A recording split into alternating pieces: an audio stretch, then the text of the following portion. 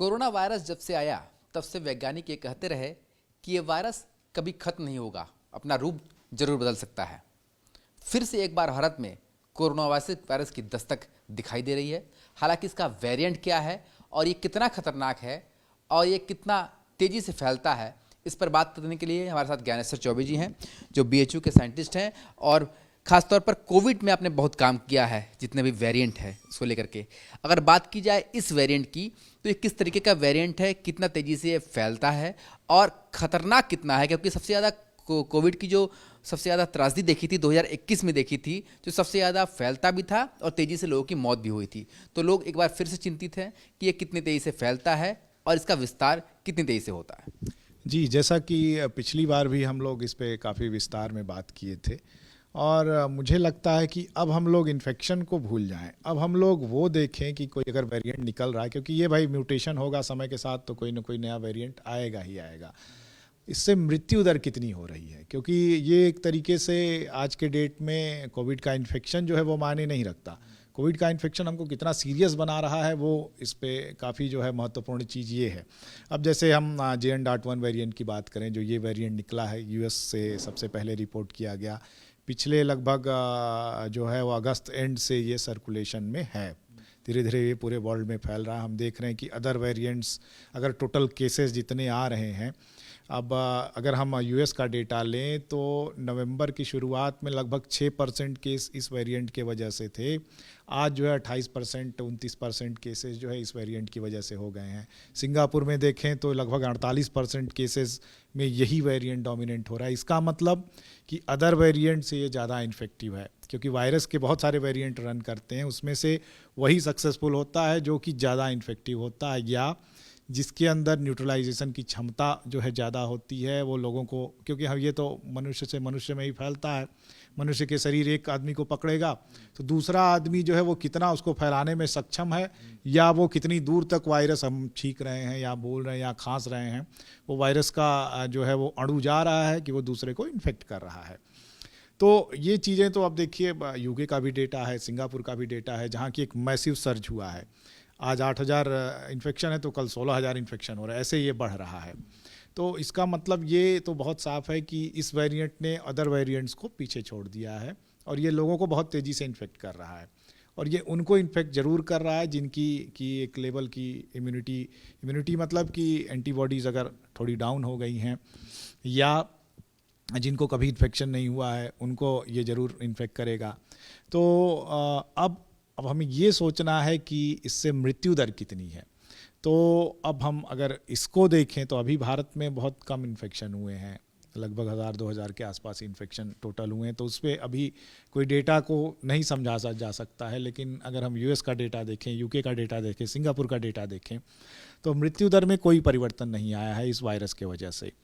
तो जैसा हम लोग पहले भी कहते आ रहे हैं कि चूँकि अब ये वायरस ह्यूमन के इम्यून सिस्टम के लिए नया नहीं है, और एक बार अगर इस वायरस को हमारा इम्यून सिस्टम टच कर लिया तो अब हमारे पास जो है उसके अगेंस्ट लड़ने के लिए सैनिक जो है वो हमेशा तैयार है।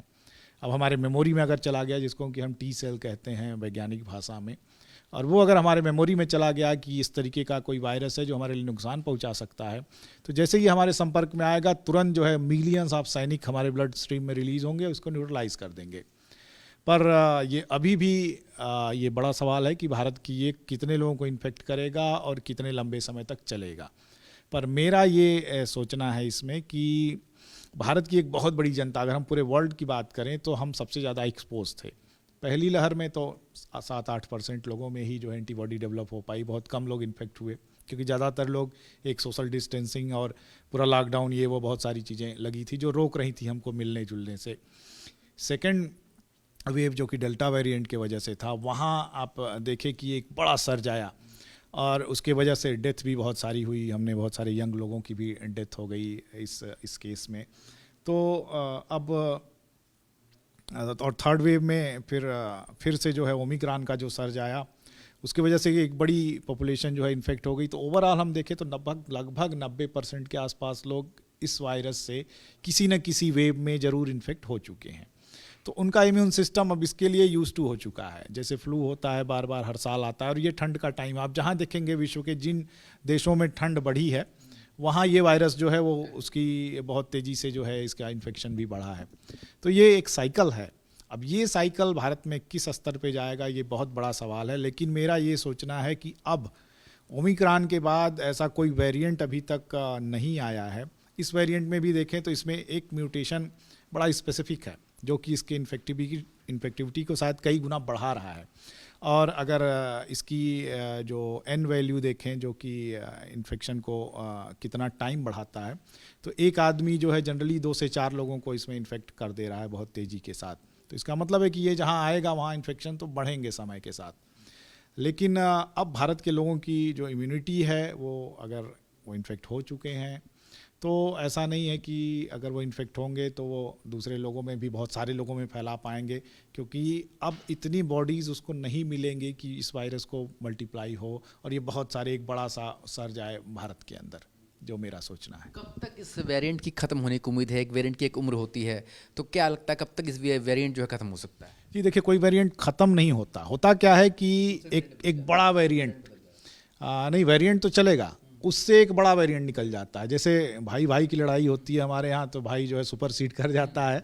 तो वही कहानी यहाँ भी है कि ये वेरिएंट का एक भाई निकला, उसमें कोई म्यूटेशन हुआ और वो ज़्यादा इन्फेक्टिव हो गया और उसमें न्यूट्रलाइजेशन की क्षमता बढ़ गई, तो वो इसको रिप्लेस कर देगा। जैसे डेल्टा जो था, जिसको कि हम लोग बोलते थे कि ये बड़ा खतरनाक है, एक टाइम के बाद उसको ओमिक्रॉन ने रिप्लेस कर दिया। ओमिक्रॉन माइल्ड था, उतना ज़्यादा उसमें सीवियरिटी नहीं होती थी। तो ऐसे ही फिर कोई वेरिएंट आएगा जो इसको रिप्लेस कर देगा। तो ये कहानी कंटिन्यूस चलती रहेगी, लेकिन मेन जो हमारा फोकस है वो ये होना चाहिए कि इससे सीवियरिटी जो है वो कम होनी चाहिए। लोग हॉस्पिटल्स में ना जाएं या इतने ज़्यादा इन्फेक्ट ना हो जाएं कि हॉस्पिटल में भर्ती होना पड़े, फिर से ऑक्सीजन की शॉर्टेज हो जाए या कुछ ऐसी चीज़ें हो। इस वेरिएंट की जांच शुरू हो गई है?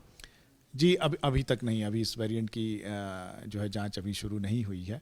और मुझे लगता है कि इसमें जिला प्रशासन जो है वो लगा हुआ है इसकी जांच जल्द से जल्द यहाँ शुरू कराने, लेकिन अभी तक कोई वेरिएंट बनारस में रिपोर्ट किया नहीं गया है। जी, तो फिलहाल इस वेरिएंट से ज़्यादा घबराने वाली बात तो नहीं है अभी तक की जो निष्कर्ष निकल कर सामने आए हैं, पर इतना जरूर है कि जिस तरीके से फैल रहा है, ऐसे में कोविड प्रोटोकॉल थोड़ा बहुत पालन जरूर करना पड़ेगा और उसी से इसका बचाव है।